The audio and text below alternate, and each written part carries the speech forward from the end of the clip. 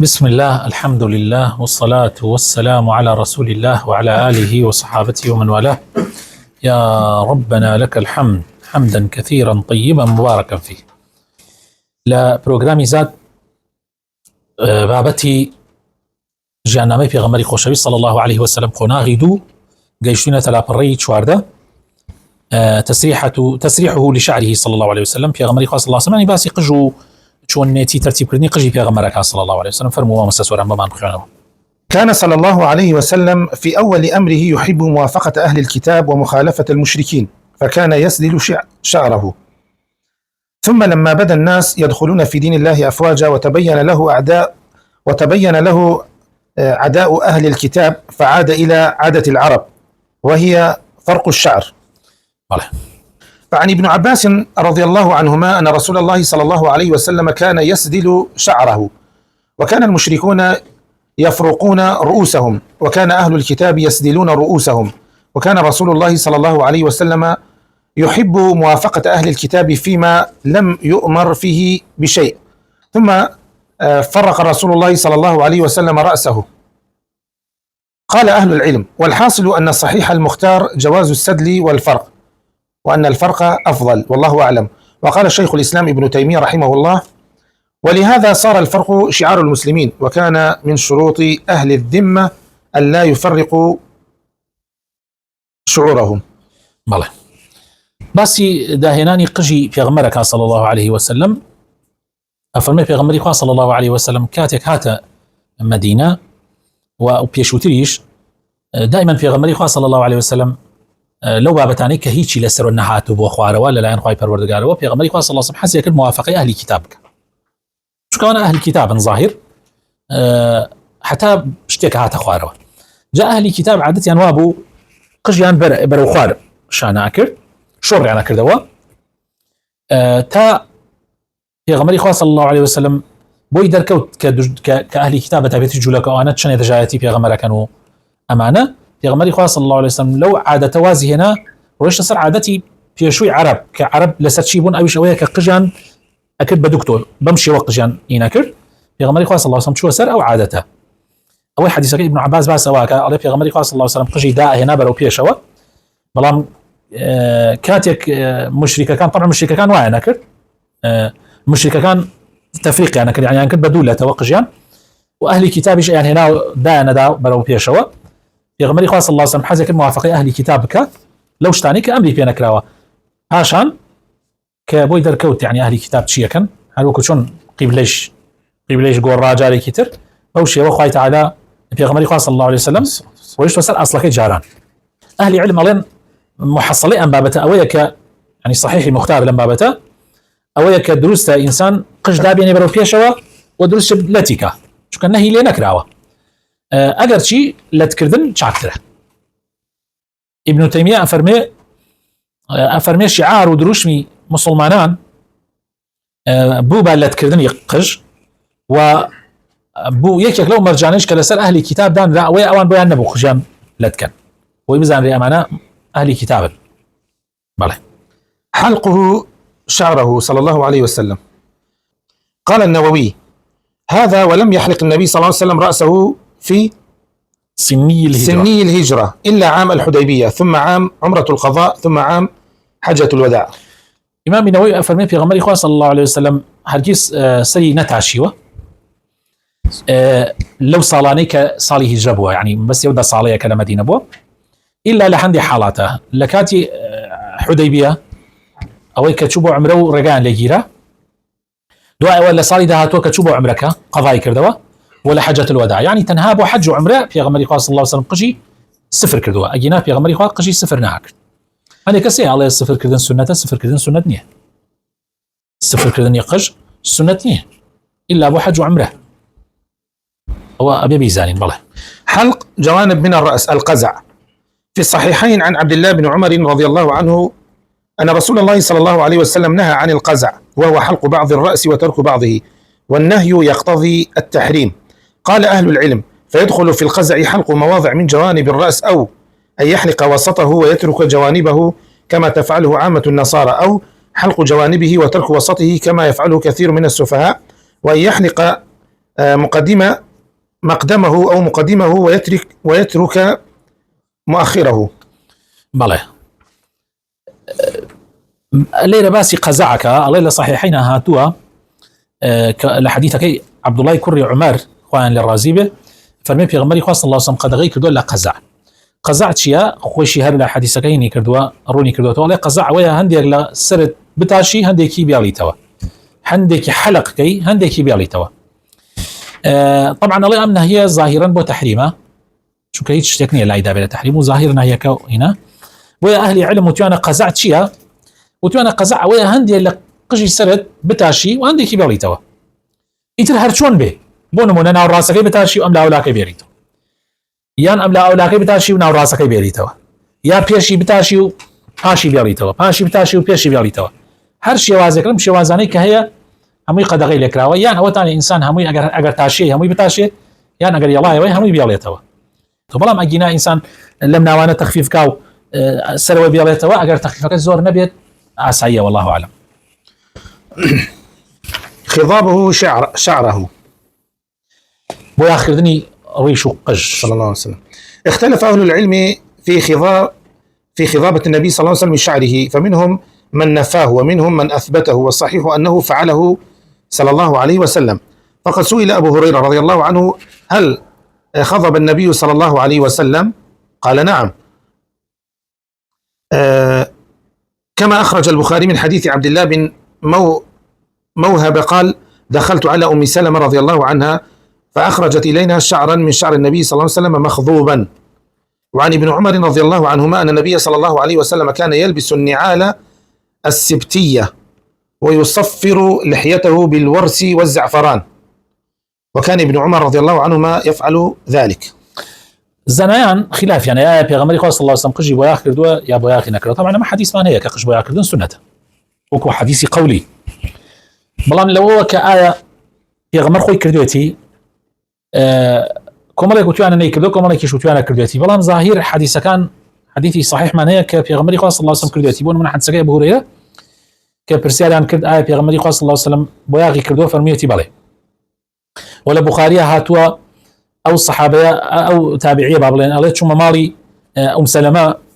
قجي كي دركت وتي طلموية كي بيغمري خاص الله وسلم سين ما كرت تفرميه بيغمري سين ما كرت بوياخ كراوة.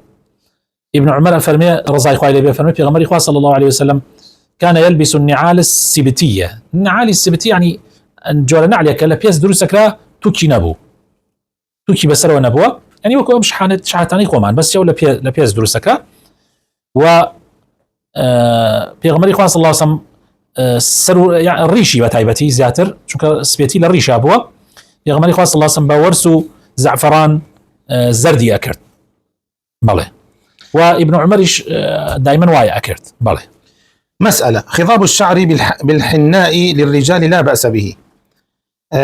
لما رواه أصحاب السنن عن أبي ذر رضي الله عنه عن النبي صلى الله عليه وسلم قال إن أحسن ما غير به الشيب الحناء والكتم.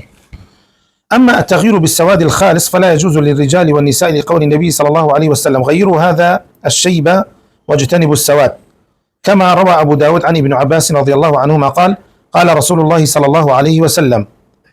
يكون قوم يخضبون في آخر الزمان بالسواد كحواصل الحمام لا يريحون رائحة الجنة، والواجب أن يمنع من الصبغ بما يعد نوعا من التميع والتشبه بالنساء لنهيه صلى الله عليه وسلم عن هذا التشبه ولعنه فاعله. باسي بۆ یاخکردنی قش و سەر ئەکا بە خنا بۆ پیاوان طبعا بۆ ئافرەتانەوە هەر اعتیادیە دروستە و هیچ کێشەیەکی تیانە بۆ پیاوانیش ئەڵێ زۆر اعتیادیە ئینسان پێغەمبەری خوا صلی الله علیه و سلم فەرمێ ئەحسەنی باشترین شت کە ئینسان مووی قژی یان مووی سەری مووی ڕیشی بۆ یاغ بکە ئەوەیە بە خنە و کەتم وزمە، بەڵام ئەڵێ بە ڕەشێکی خالص بیکە ئەڵێ بۆ پیاوان و بۆ ئافرەتان دروست نییە لەبەرەوەی پێغەمبەری خوا صلی الله علیه و سلم فەرموویەتی ئەم مووە سپیانە ئەفەرمێ بیگۆڕن بەڵام بۆ باوکی ئەبوو بەکر طبعا ئەمە وایوت کە پیاوێکی پیر بوو هاوردان لە کاتی فەتحی مەککە فەرمووی بیگۆڕن بەڵام ڕەشی لێ مەدەن. وحديث كثير شهينيته وكل ابن عباس وافرمي في غمري خاص الله صلى فرمي قوم يك ديان لآخر زمانه بوياغي رش أكن يعني ديال قجوريشان بوياغ رش أكن وكو جير سكي كوتر بوني بهاش ناكن جاء أم ليلة أليت دواي لكوتاي بابتك يا ألي واجب هر بوياغ كردنيك أجر جوريك تشبهي تيابي بآفرت إنسان نيكات چونکە پێغەمبەری خوا صلی الله عليه وسلم نهي کردووە لەوەی کە پیاو لاسایی ئافرەت کاتەوە یان ئافرەت لاسایی پیاو کاتەوە و لعنەتی لەو کەسانش کردووە کە واکەن. بەنسبەتی ڕەشەکە خۆشەویستەکانم من یەک جارێکی تر یەک بابەتێکمان تەسجیل کرد هەر لەسەر ئەمە ئایا بۆیاغکردن بە ڕەش دروستە یا دروست نییە و ئەو دوو حەدیسە طبعا لەسەری هەیە. زانایان دەربارەی ئەمە چی ئەڵێن؟ زانایان دەربارەی ئەم بابەتە ڕەیان چییە؟ طبعا ئەم حەدیثەکەی باوکی ئەبوو بەکر ئەوە لە فەتحی مەکەیە بوو لەکاتێکا بوو کە پێغەمبەری خوا صلی الله عليه وسلم چووە ناو مەکەوە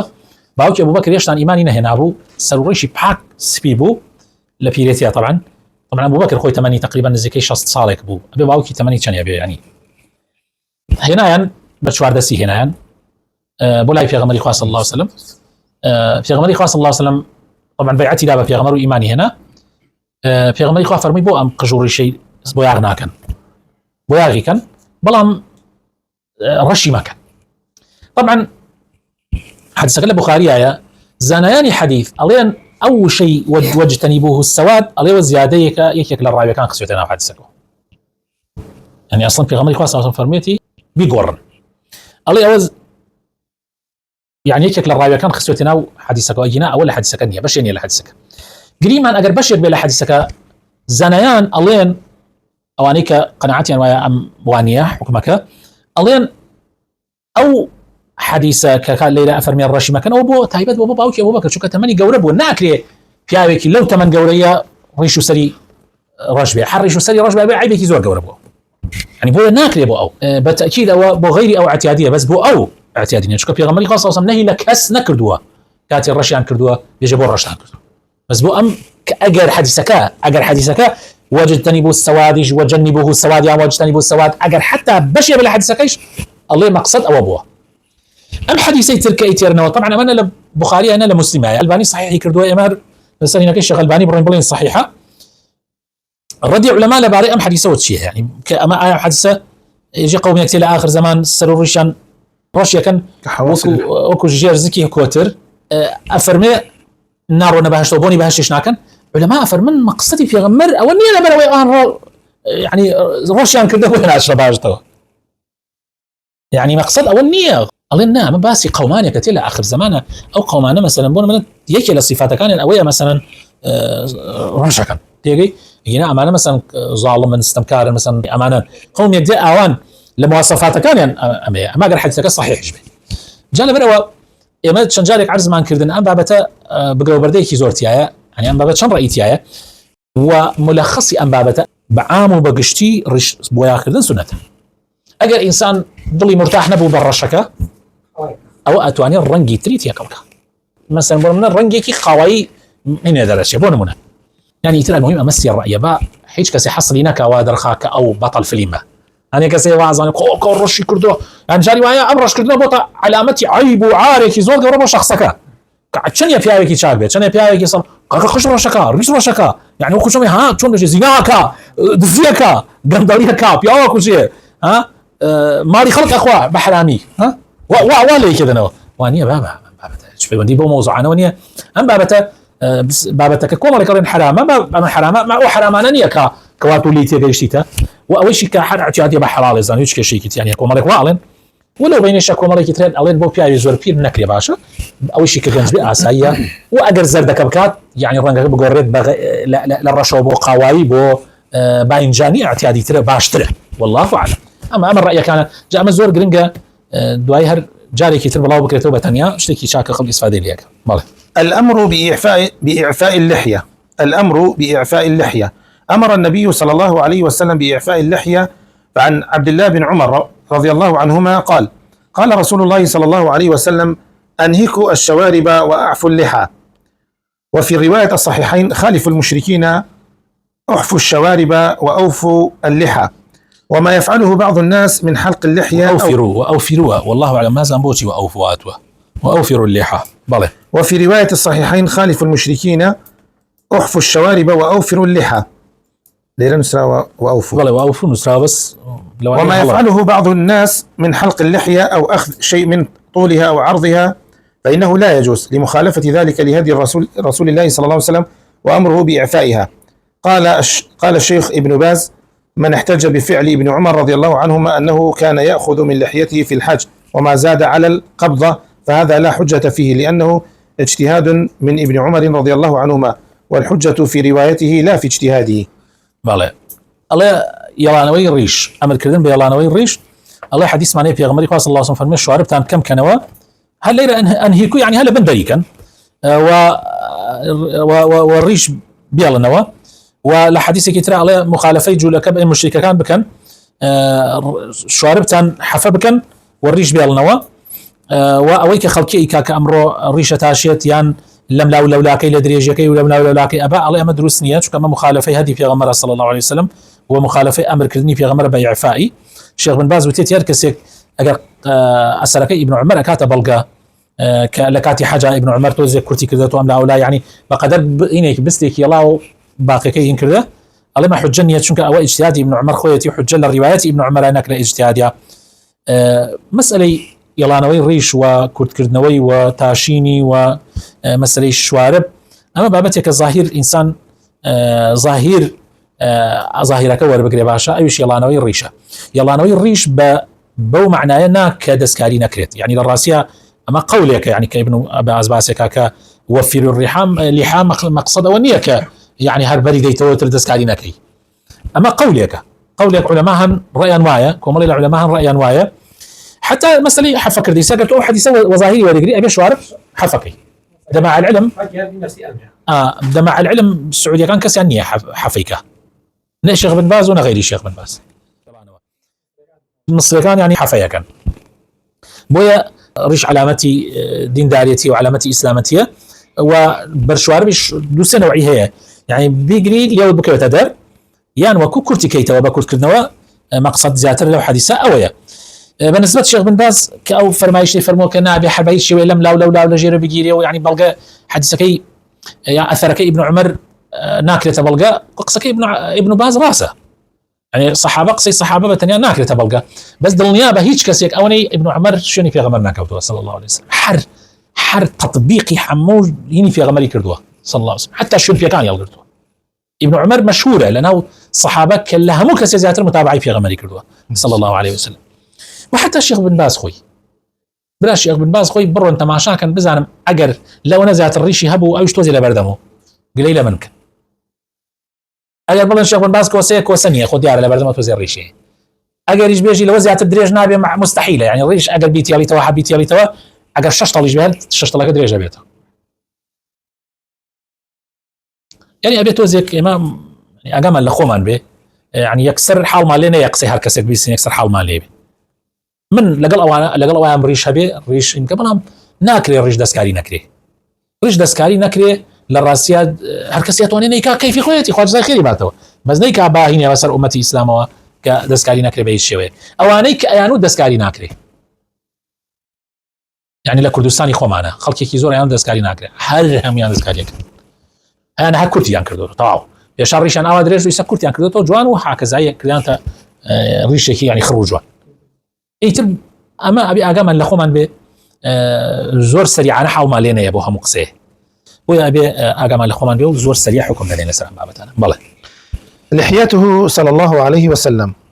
كانت لحيته صلى الله عليه وسلم تامة كثة، فقد روى النسائي عن البراء رضي الله عنه قال: كان رسول الله صلى الله عليه وسلم كث اللحية. في غمر إخوان صلى الله عليه وسلم ريشي بر بوا